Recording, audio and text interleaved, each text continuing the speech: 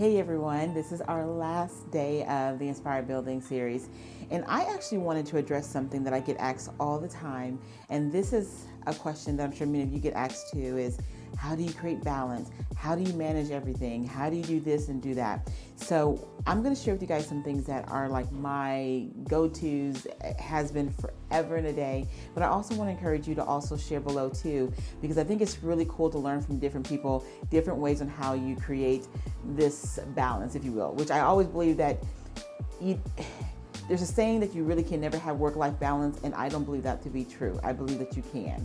So here are a couple things that I do personally. I have non-negotiables. I've had them for a good minute now.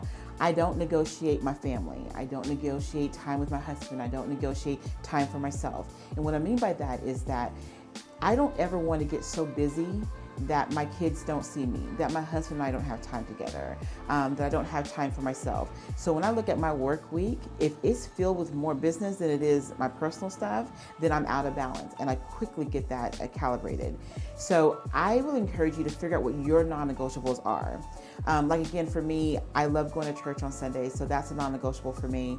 I love time traveling with my family. That's a non-negotiable for me. Like that is something that is a must, okay? And I find when I create my non-negotiables and I put them in my calendar and I make that a priority, I find that I have much more balance. I'm happier. I'm more fulfilled. I don't feel like I'm sacrificing one thing over the other. It's very important to have that kind of structure. Another thing is I say no more than I say yes.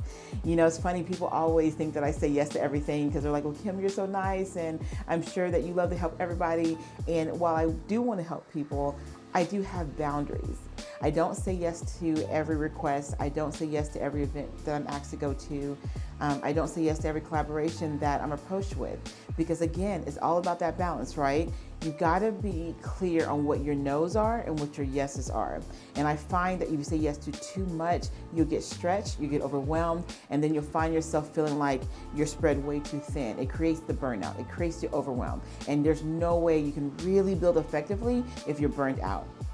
Another thing that I love to do is I stay curious. I am such a student. I'm someone that never believes that I have learned everything that I need to learn.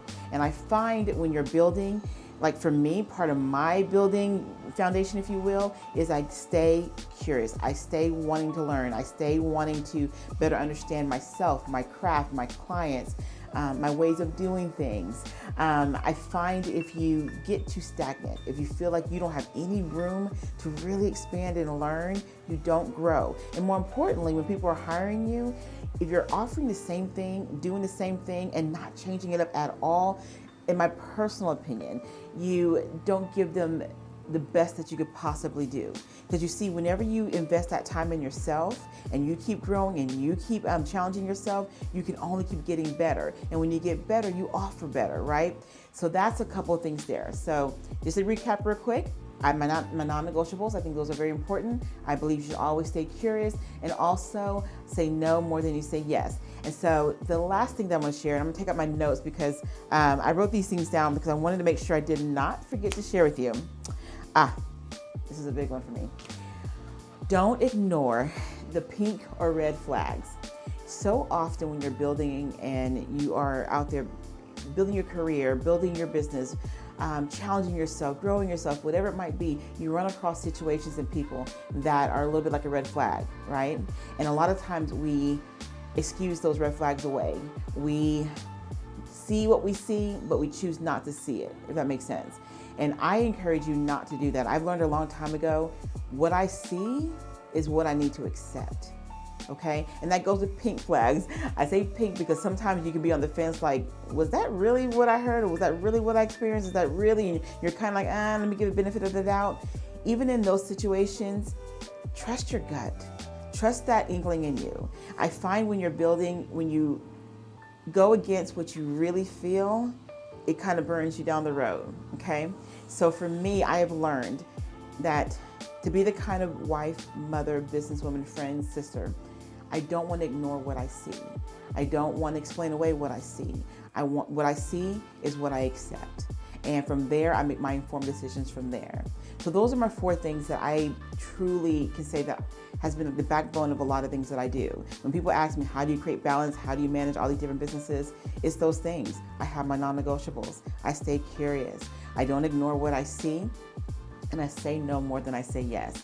So those are my 4 areas, and I would love for you to share what your areas are. What's something that you do to stay balanced, to stay present in your life, to stay present with your family, your businesses, or whatever it might be? What do you do to stay present, balanced, and still maintain that healthy, healthy balance between work, life, and everything else in between? I would love to hear what your tips and your tools are. So thank you again for joining us for another Inspire Building series.